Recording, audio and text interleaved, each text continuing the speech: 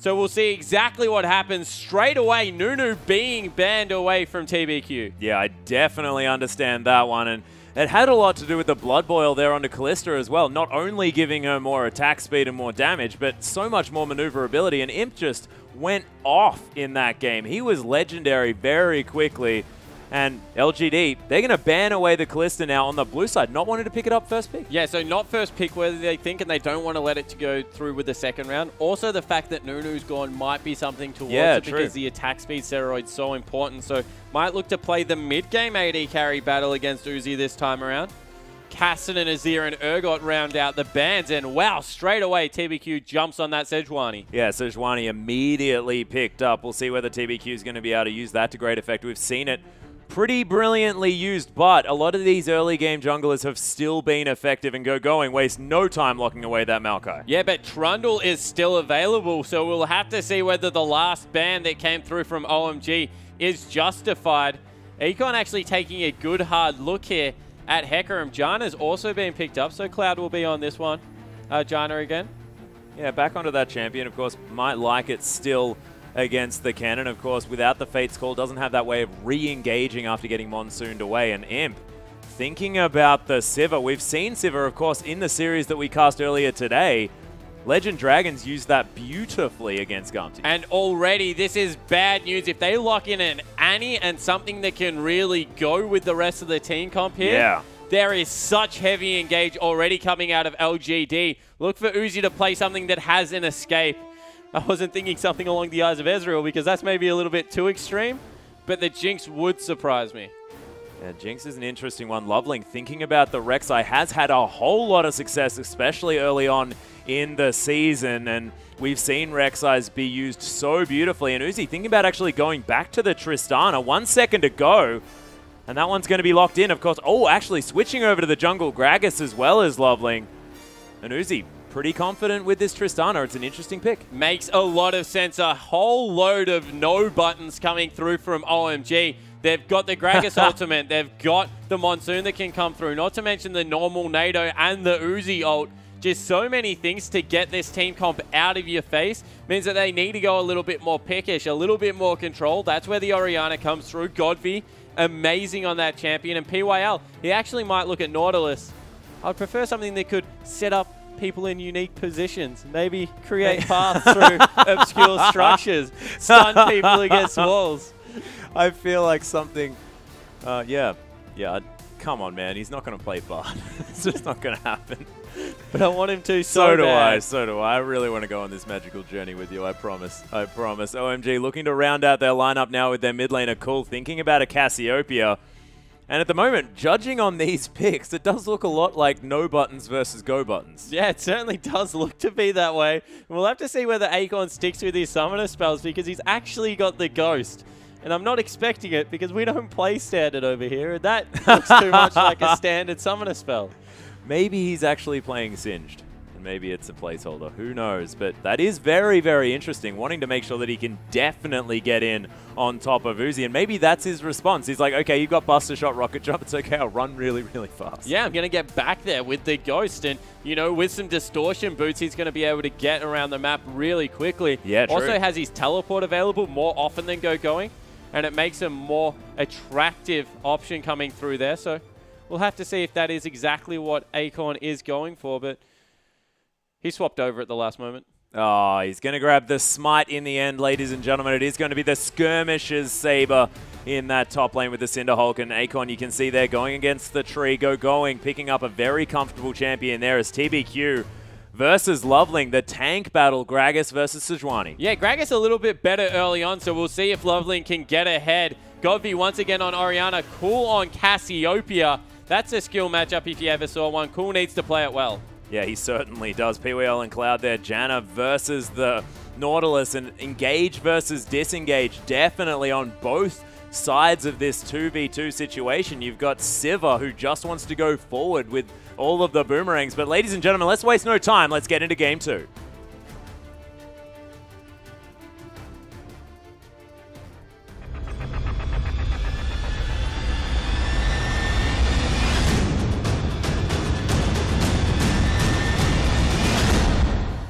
And And here we are, ladies and gentlemen, on to the Rift for OMG, taking on LGD Game 2. LGD taking first game with reckless abandon into the last few minutes. Of course, it was ridiculously well played from them. We'll see whether OMG can bounce back effectively, and it is going to be the Sivir versus Tristana this time around. Yeah, good ward coming through from Acorn there. We'll spot the invade coming through. I'm glad you kept talking because I was going to ask what taking a game with reckless abandon actually meant.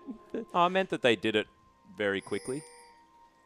They did do it relatively quickly. They did it in pretty emphatic fashion in the end. They had all of the dragons. They had a Baron. They did. Only 4 turrets went down.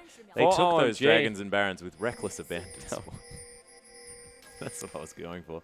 I'm not entirely sure whether it worked, as OMG do manage to get some deep wards down. I don't know. I'll let others give feedback on that one as we see very deep wards coming through. And a sapling for good measure from Going. Now he's trying to scout out the rest of his jungle. The response is the invade in the bottom lane. Not as many deep wards coming through this time for LGD, but they might be looking to catch someone out. They've looped around the backside. Nope, they're just going to go home. Yeah, it is a cute little ward here in the lane, though, spotting out to see whether anyone's coming through. They're not between the inhibitor and inner turrets this time around, just trying to try something else. Yeah, Wolfcamp not warded there, so they're going to be able to get Acorn a good start, as well as start the Sejuani on the bottom side of the jungle. So pretty much perfect start coming out here for LGD. OMG, they're electing into the 2v2 lane. They did see Acorn go past there as Godvi. This is going to be a tricky lane for the first maybe 5-6 levels. After that, should be able to equalize fairly well. Yeah, we'll see how he goes. Of course, there have been a lot of these sort of control mages, these farm lanes in the mid lane. Cassiopeia definitely able to take some control there, but we've seen her used today already. Not to such great effect as POL looking to head forward, pick up a stun here onto Cloud or Uzi. Make his presence more health he has. That's ridiculous. Than Cloud. Hasn't even popped the Titan's Wrath yet as well, which, as far as effective health goes, it's going to definitely help out. Of course, Cloud does have Eye of the Storm as Imp with that Ricochet able to get that reset, but Explosive Shot is going to help Uzi out in these trades. Yeah, certainly is. And you see Godby, he gets tagged by the poison there. Cool, not wanting to go aggressive. But cool, wow, he tags him again. That does wonders for your mind game early on, Atlas. And Acorn, he took a first camp and didn't even bother to teleport back.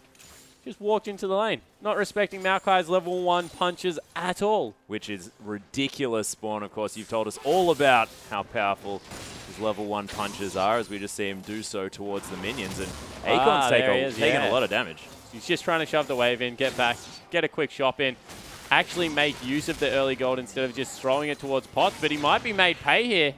Oh, devastating charge. That glove, Atlas, it does work early on. Oh, yeah.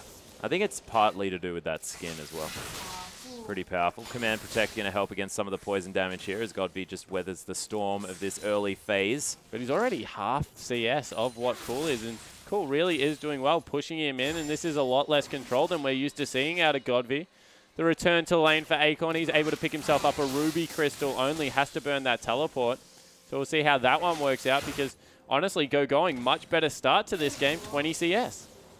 Yeah, not too bad at all, and things actually going almost the opposite here as far as OMG's game plan. We expected this moving forward. Of course, LGD versus OMG was always going to be a massive one. It was surprising to see LGD with such a dominating Game 1 performance, but I wouldn't be surprised if OMG had some more tricks up their sleeve, and it looks like these 2v2 lanes seems to be where OMG able to feel a little bit more comfortable, sort of the 1v1, 2v2, everything sort of working normally on the Rift. Yeah, it certainly is, and they're very strong laners, so not surprising to see this is where they are doing well. Uzi, as well as Going, have always, I guess, kind of prided themselves on their ability to bully lane, so we'll see if that does work out. Imp and PYL, they're getting a little bit bullied at the moment. They're falling behind in CS, trying to push out with this Sivir, not really working to their favor. Mid lane has equalized somewhat with Godby being able to catch up with some CS. Orianna is just such a proficient laner in so many situations as, wow, Uzi gets aggressed on. Yeah, there's in fact the Riptide as well there by POL, but he takes a lot of damage for it. Imp running out of mana, probably wants to spell shield something. Cloud could just quickly throw out a Howling Gale. That'd help Imp out quite a lot. And they're just repetitively trying to push this lane in. The thing is that Tristana, she actually pushes back very well as a hook goes wide. But Boomerang Blade is there, as Uzi is going to have to deal with this wave heading towards the turret. Actually going back for a quick back here is Imp. 39 CS to 39. Uzi able to pick some more up underneath that turret. You can see Cool's actually gone for Cleanse in the mid lane as well, as I check over to see what these champions have picked up as far as summoner spells. Godby with the Ghost. Yeah, it certainly has, because he needs to be able to... So, start with Cool's one. Yep. Sejuani, you take Cleanse in the mid lane. Done. Okay, fair enough. Move across to Godby's one. It's all about the persistent threat that can come through. We already mentioned the disengage, the repositioning ultimate, so there's no point being caught out of position as Orianna and not being able to get back in. We see Dade do this a lot on control mages. It's about being able to do consistent damage and be relevant at all stages of the team fight, and goes very versatile, can be used offensively and defensively as well. PYL, you're in a lot of trouble. Yeah, Command Protect is there. Godby not quite level 6, so not going to have any sort of kill pressure. He's with lucky that that Shockwave. Cool was nearly there, because otherwise they would have been kept spamming out with the Twin Fangs. That's the max coming through first. Depends who you watch play Cassiopeia. Some professional players still do prefer to go Poison. Helps you shove wave out much better than what Twin Fang does, but Twin Fang, as far as trading goes in lane, is just so brutal. Yeah, and Essence of the Serpent, it is going to be the first upgrade coming through now for Cool, so able to get a little bit more back for every Twin Fang that he does throw out, and adds to the sustain here of the Cassiopeia. And Aspect of the Serpent coming through with the upgrade there at about 6.5 minutes. That's a pretty good clip. Yeah, it certainly is. Able to get in there. He's been using it a lot to CS. He's been using the Poison mainly as a zoning tool. Not much point getting extremely aggressive in the bottom lane. As PYL, he's trying to catch Cloud out. Yeah, Eye of the Storm here onto Uzi, though, staying very, very healthy. Imp getting pressured by this Tristana, who's being a complete menace. Uzi known for his lane pressure, and it's being demonstrated right now. Playing so aggressively. There's the exhaust, the heal coming through from Imp. Uzi going so aggressive as the Ignite goes down. There's the flash through from the Arctic Assault. Actually goes over Cloud. Beautifully played, but they don't manage to get on top of Uzi, who throws out all of his summoner spells in order to survive. But man, Imp held onto that flash for so long. Yeah, he certainly did, and he held onto the potion through the Ignite as well, so able to get that one going. But every single summoner spell, with the exception of PYL's flash, was burnt in that trade. So next time either jungler comes to visit, whether it's Gragas, whether it's TBQ, now that he's hit level 6, you feel the effects are going to be much more explosive. Yeah, and this is the ridiculous thing. Uzi versus Imp. This is the massive matchup here in this game, and they are so even as far as that farm is concerned. Of course, Uzi able to catch up, extend that lead just a little bit while Imp is no longer in the lane, but he's going to head back as well. Imp might be able to pick up a few of these creeps that are going to hit the turret and then shove back through. This game very, very close, as Godby's going to get a cheeky attack dissonance combo off onto Cool. And we'll have to see if Uzi's doing his usual thing. He had about 450. He does. He goes and he builds up his boots instead of anything else, going for... Wow. There's the flash twisted advance onto Govy. Loveling's here as well as Govy flashes out of the way. Oh my goodness, Cool. There's the ultimate as Acorn comes around the back. They pick up first blood here. TBQ grabs Cassiopeia as Loveling now going to try and body slam his way out. Nice devastating charge. The dredge line at max range, and Going's going to fall as well. And LGD, what a brilliant answer to that gang. Yeah, they certainly were able to get it. Good counter again coming through from TBQ, even though immediately cleansing the ultimate from Sejuani was cool. He wasn't able to get away from the Hecarim, who just dove onto the backline. And this is the thing about Hecarim. He's unrivaled at getting onto a priority target and completely eradicating them. It's just annoying how much movement speed he has with that devastating charge. The fact that he knocks you in a bizarre direction with his ultimate, very hard to reorientate yourself. And in the end, Cool wasn't able to do it. Very short range, made to pay. Yeah, and Acorn is so fantastic at using that devastating charge in order to get the player exactly where he wants them in these fights for his team. He devastating charged, I believe it was going right back into the max range of POAL's depth charge. Yeah, certainly did. Dredge lines. Yeah, certainly was able to set up the hook, is what I think you're trying to say. I believe that was what I was trying to communicate. Precision as well. Actually, TBQ stole away that blue buff from Godby, so that's not good news. And Going, he's gone for the Ninja Tabby against Hecarim, who's got a Balmy Cinder, so honestly doesn't do that much physical damage at the moment. Going to probably be trying to burn this tree down with fire as opposed to chopping down with a scythe. Acorn used to that, which is playing the old Rumble. Yeah, which is, I had a scythe and a wheat joke versus a tree, and you just completely... Oh, man, sorry, I just realized what you were going just for, but it's hilarious. Oh, man. Maybe when we're live, you can go for it. But here's going to be the ult used in the mid lane. There's the shockwave. It's cool. Doesn't take too much damage, but, man, the dissonance does some work. And Godby locks that one down. What? Okay, TBQ's just going to die to the turret. Loveling is going to come through here as well. Cloud going down very low. Imp gets exhausted as PYL does have the explosive shot on him. Not a lot of mana here on this Nautilus, but Cloud super low as Imp trying to get the damage down. And they're just going to continue shoving this wave, and LGD looking to have some control here on the bottom side. Yeah, they certainly do, and it's all about PYL getting super aggressive. You can see he just roams out. Oh, nice Howling Gale as Uzi has to deal with all of these creeps here as well, but he's going to be able to get rid of them. Either Storm going to help him out as Cloud doesn't really want that melee minion attacking him, and it's bothering him just a little bit as he auto-attacks it down. Good gank coming here through from Loveling. Has been spotted out. Won't be able to get there in time. Instead, trying to pick up a Raptor camp. Now he might be the one that's being caught out. Yeah, Glacial Prison not quite here yet as TBQ going to be able to at least secure the Raptor camp. Godby going to take down the Wolves here as well. Definitely into agriculturalist mode for the Orianna. Wants to catch back up in this farm as Cool does have a slight CS lead. Yeah, so able to get a kill and a couple of assists is Godby, but Cool with that, I guess, misplayed turret dive in the end coming through from TBQ as we see how much damage Uzi does to structures at this point in the game. Able to rip through that one. Yeah, really that's dead. Equalize the lane again in mid. You thought that it was maybe going the Orianna's favor. Has some dirty farming now coming through from Acorn. Needs to get that done because Dragon is back available and soon, and you feel that with the teleport advantage going to have, needs to be able to push out the wave, rotate around the map, also doing some counter jungling for himself. That's quite cute on the Smite Hecarim. Yeah, didn't actually manage to smite away the Raptors, which would have been very, very cool, as he doesn't actually have a sweeper just yet. Might give him a makeshift one heading towards this Dragon Pit. Not going to be the case as PWL is going to take down that pink ward there as LGD looking to go aggressive. Actually, Acorn back here in this top side of the map, putting some pressure on Go Going. Challenge was thrown down. Go Going walks away. Yeah. Gauntlet thrown. Oh, you don't throw a gauntlet at Maokai. You might get hit by that massive keeper glove. Actually, that's going to be the smite used onto PYL hat down here in the bottom lane, but explosive shot not exactly going to threaten death. They also used the Gragas barrel to stun him into the wall. Saw TBQ there and then wanted absolutely nothing to do with that fight. You throw in the... Everyone thinks Nautilus, okay, this is a huge amount of CC. What people forget is Sejuani rivals him in the amount of CC that she brings in the kit with the ultimate, with the charge, not to mention the permafrost coming through. That is such a huge slow. You don't really go very far if you have a Sejuani and a Nautilus on your tail. You most certainly don't. I actually like Sejuani with a frozen mallet spawn because you have even more slows. Oh, you should throw a Rylai's Crystal Scepter in there as well. Imagine the double duty. Do they stack spawn? I have no idea because no one in their right mind builds them together. I don't know what you're talking about.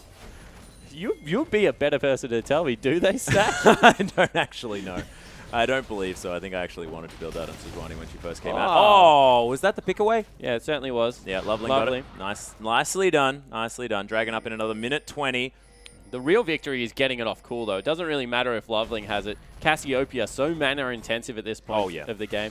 Not to mention cooldown gators. The ultimate whiff. Oh, whiffed by TBQ. Lands the Arctic Assault, though, and flashes in to the most beautiful shockwave I've ever seen predicted there by Godby. Maybe not that big, but it was fantastic. Yeah, and the dive coming through from Imp and PYL. Yeah, there's a death charge as well as Uzi just gets slaughtered. Acorn finds his way into the backline. Go Going answers the teleport as well. Imp tries to get down the turret, now wants to kill the tree. TBQ coming through, sort of saying, I sort of should have my ultimate off cooldown, but he doesn't quite yet as Go Going going to flash out of the way. TBQ doesn't have Arctic Assault and Cloud going on a wild goose chase. He's heading the wrong direction. Someone let him know exactly what's going on as Loveling. He's going to find Godby there in the mid, but doesn't want to go toe-to-toe. And Cloud, he's got a pink ward, so knows that he's at least not spotted. The home guard Hecarim, he's going to grab him. Yep, he's got him. There it is. The Rampage going to come through there as well. The jewel of the century. He's just going to burn him down. Oh, no. That's insult to injury. Not very nice. If we were going to get the weather there, it was going to be pretty hot. That was awful. That was a new low. I think we've hit a new low, ladies and gentlemen. Cool. I like how you say we. I didn't have anything to do with that. Oh, no. You. Yeah, okay, that's a good point. I like to use the collective. As we see, maybe this time TVQ can give the blue buff over to Godby. He's just got the heck out of dodge. Godby's like, do not go near my blue buff. I'd be scared. Godby / Whalers, pretty scary guy. I've seen what he can do on talent. As Cool gets the double proc there with the sweeper. Nicely done. Oh, can he pick it up? He can. Yeah, that's the cheeky That is extra worth auto attack from Cloud. 60 gold. That is value for money. Yeah, beautifully played. Uzi clearing out some minion waves here on the top side of the map. And Loveling hanging out here in the river. Godby just going to continue clearing as well. So 6-1 is the score here in favor of LGD. They have about a 3,000, 4,000 gold lead.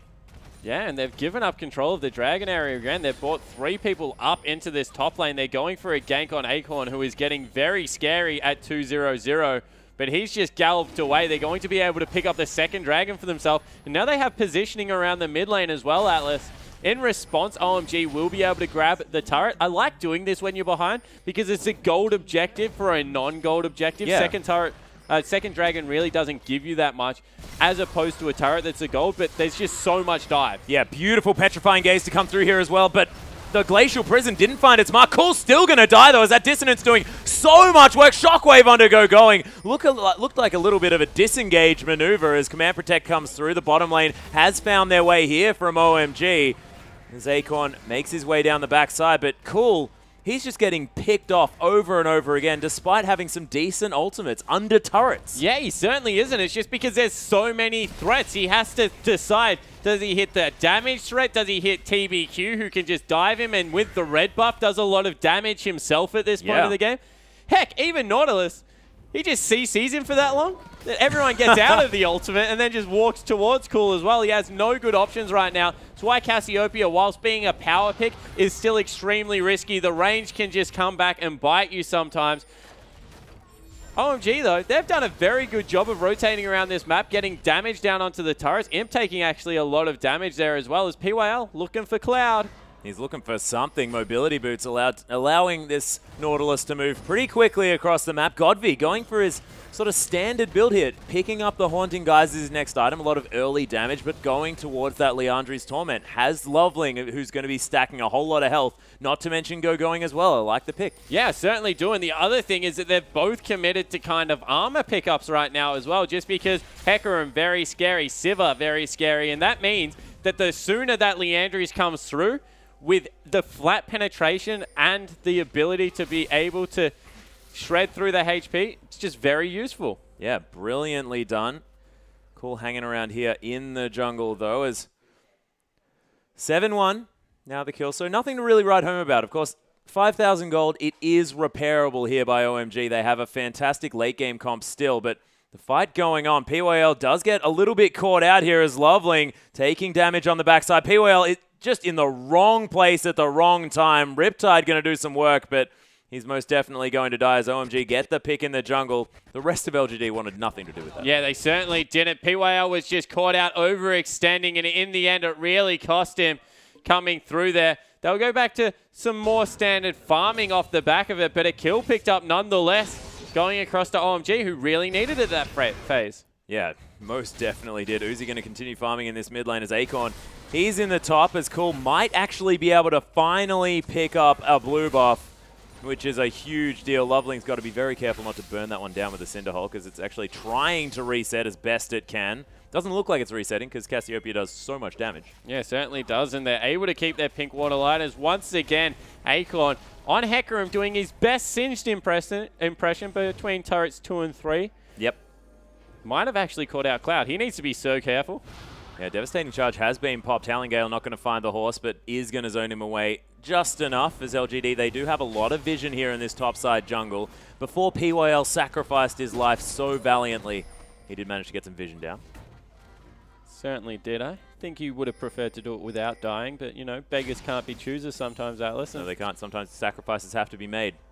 The Rift is a dangerous place. Unless you clear love, where it's relatively safe. It is relatively safe. Acorn is just going to find Lovely. Going.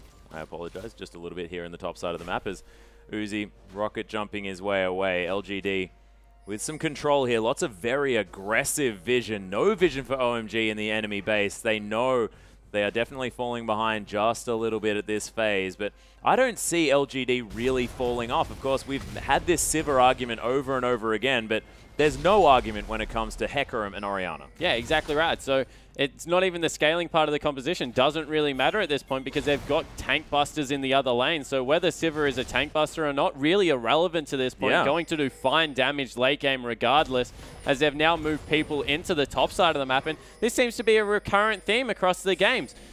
LGD, they explode in the early game, pick up a lot of early kills, and they're happy to slow play it, build up their objective, leave a minute until Dragon, so they've gone up into the top lane. They'll pick that one up, go back shop, pick up the third Dragon of the game, you assume. And OMG so far haven't really had an answer for it because LGD, they're controlling the objective so well that even if they get a random kill, all the lanes are pushed out. They can't get anything in their favor for it. It just becomes one death. Yeah, and it just looks like LGD know exactly what to do if they get any sort of lead in the early stage of the game. And then it's all just textbook from there. We've seen this go the opposite way for a lot of these teams who sort of flounder around. But LGD, the complete opposite of that. They just shut out their opponent. Yeah, certainly are looking to be that way. EDG and IG, for me, have been the two teams when they're ahead look the most impressive. But LGD trying to make the same case. There's three people now collapsing onto Akon. He needs to try and get away. Yeah, he does not have Ghost, of course, ladies and gentlemen. Did use that one before. Onslaught of Shadows is going to be here. But he is going to die. You assume the jump came through. Buster shot. Probably died. Look, he's dead. One way or the other. Imp is going to be able to take down the top outer turret as OMG actually in position for this Dragon exactly when it spawns. TBQ is around the backside, wants to try and find himself a steal. There's Godby is here as well. Cool's not here, no teleport available. They're pinging out a ward behind for a teleport. TBQ's gone in. I reckon they can fight this still. Yeah, they're actually going to reset the Dragon here at the same time. The Flash manages to nail it onto Uzi after the rocket jump as Acorn can't really be stopped with that home guard boot engage. They do take down the Dragon. That is the 3rd to none here in favor of LGD, and they trade it for a teleport. Yeah, so they're able to grab the Dragon and the top lane turret off the back of Acorn dying. Definitely in their favor, and wow, Atlas, it just seems like that they can't do anything wrong. Even when OMG get a pick, it goes against them. Yeah, and they may have got a pick. They also had perfect positioning around the Dragon as soon as it spawned. The bottom lane was in the top side of the map. That generally means, okay, we've got a Dragon, but not going to be the case. TBQ just Arctic assaulting over the wall and causing so much disruption, and immediately OMG back away. Yeah, so they don't want to fight. That seems to be the objective right now. They want to scale up in the late game, and we saw King try and run the same tactic yesterday and Snake ran over the top of them in the games that they were winning just because they were able to get this early lead. So it seems to be a recurrent theme. OMG not learning from the first game, not picking for any mid-game semblance of fighting apart from maybe the Cassiopeia, who just got bullied in lane to the point that now she's not even stronger than Godfrey on Orianna, who's 2-0-3, 40 CS up, has a plethora of advantages, now picked up a Leandri's Torment. And a blasting one. This is silly. Just looks like everything is aligning for LGD and not much of an answer yet coming through for OMG. I mean, the one thing that they can say is that Uzi has a CS advantage. I mean, he hasn't died too many times as well, and Imp doesn't have sort of the same snowball that he picked up in the last game. But this game isn't about the AD carries. It's exactly what you're talking about. It's the fact that Cool, 1-4-1, he's been preyed upon. 30 CS behind as well as Godby. He's freshly shopped, almost at 3 items. The 3 items that Godby has looked the most powerful with in a lot of his Orianna performances thus far. And he's been more than happy to pick up this champion back-to-back in this series, and he just looks so comfortable. Yeah, certainly does, and they're able to once again steal away the blue buff. If anyone face checks this, it's just going to be bad news, because the amount of catch that comes through from Nautilus and Sejuani at this point is just ridiculous, and they're able to shred the whole bottom side of the jungle while sending Acorn back for farm. He hasn't even got a teleport. They just know they're not going to be engaged on. Yeah, he's going to take down the Rift Scuttler here as well, make sure that they have some Baron vision. OMG do know exactly what's going on with the ward that they have placed around that area. Acorn now with the Cinder Hulk and the Trinity Force at the same time. Home Guard enchant already completed. We'll see whether he does decide to complete the Spirit Visage a little bit sooner rather than later. Of course, a lot of magic damage coming through from OMG, but he just wants to kill Uzi. Yeah, he certainly does. That's his job. He wants to get on the back line. You see also the fact that 2 Frozen Hearts are going to be picked up this game. Yep.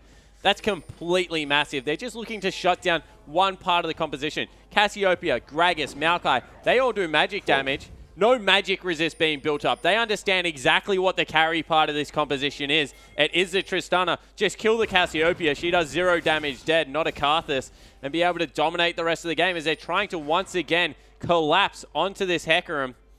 But this time, you don't think he's going to be caught. No, not going to happen this time. Devastating Charge going to get him to safety. Does have the ultimate in case something crazy does happen. And OMG looking for something more. TBQ was around there as well, but is just going to secure yet another blue buff here for Godby, who's going to pick up the second one in a row. Seraph's Embrace for Cool has transformed, only going to proceed to get more and more powerful as this game goes on. Of course, Cassiopeia scales fantastically into the later stages with that aspect of the Serpent, but the part of her kit that never scales Atlas is her range. Just never gets longer, and it's not the fact that Cool's not doing good damage. He's always going to do good damage. It's the fact that if you get Nautilus altered, if you get Sejuani altered, there's just so many tools to currently deal with the Cassiopeia that never going to be in a point to do that relevant damage. Going to get exploded before she can get anywhere near the team fight.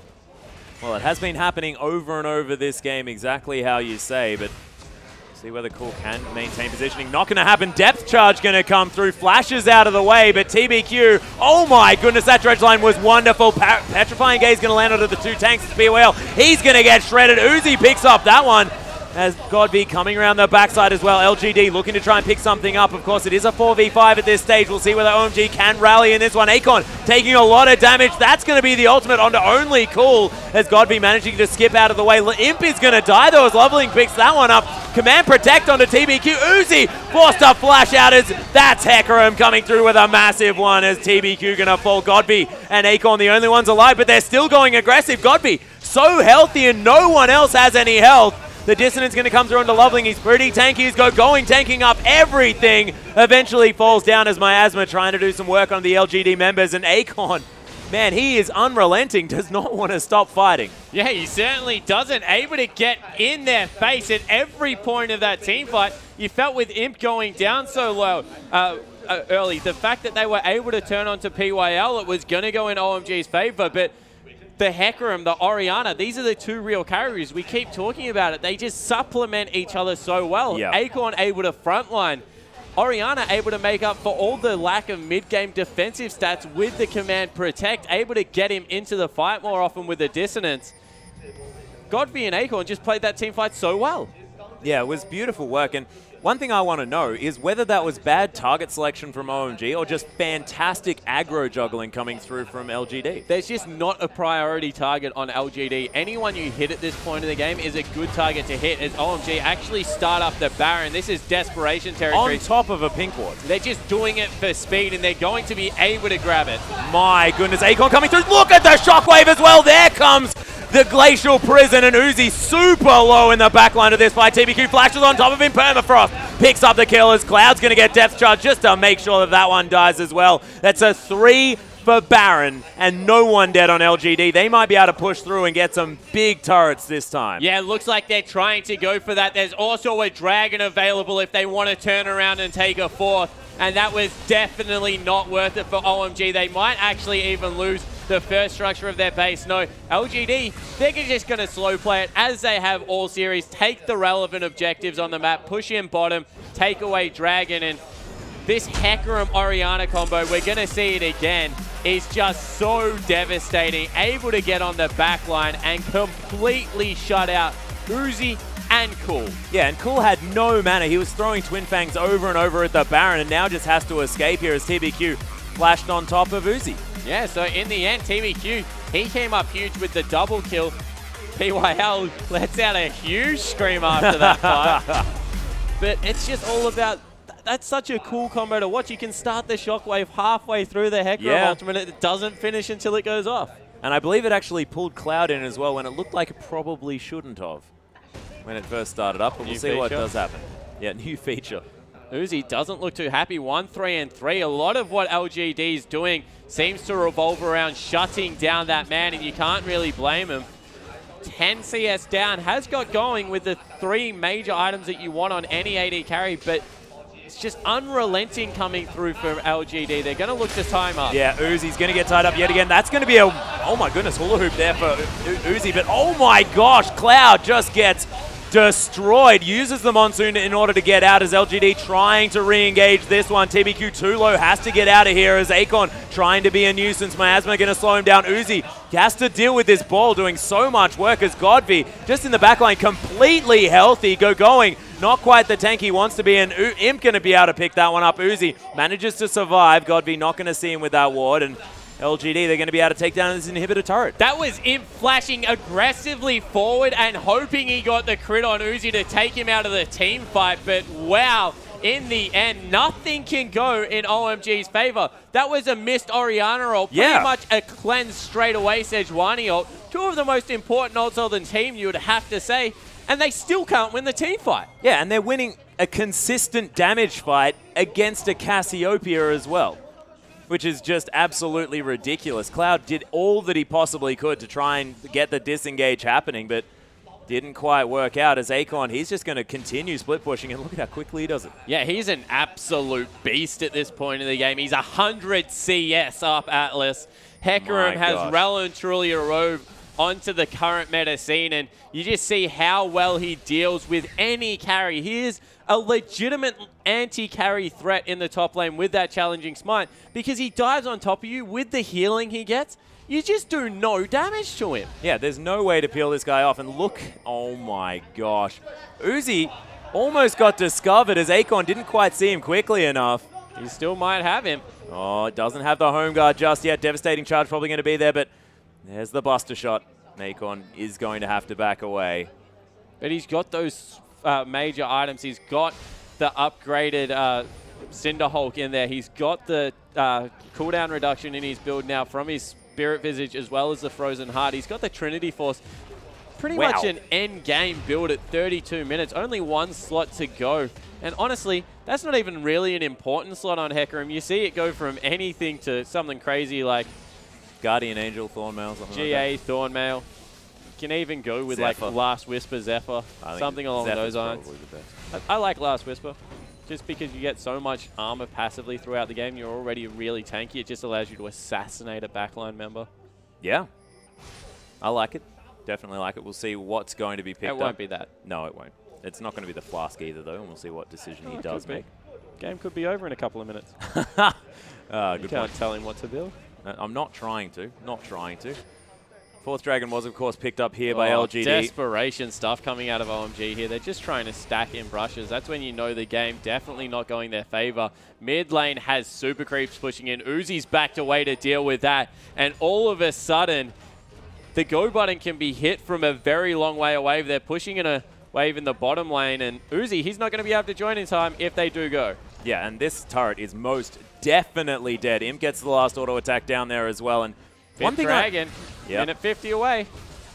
And that may just be the final nail in the coffin here for OMG. They are down by 12,000 gold. It's very reminiscent of the last game, LGD, with what looks like yet another shutout. They're just doing it differently this time. Yeah, they certainly are. And they might have spotted out a very greedy Uzi, although wards everywhere. Raptor Sense on Akon. He's not the jungler. He's the top lane. Just has a smite, so he still gets that one. Bit confusing.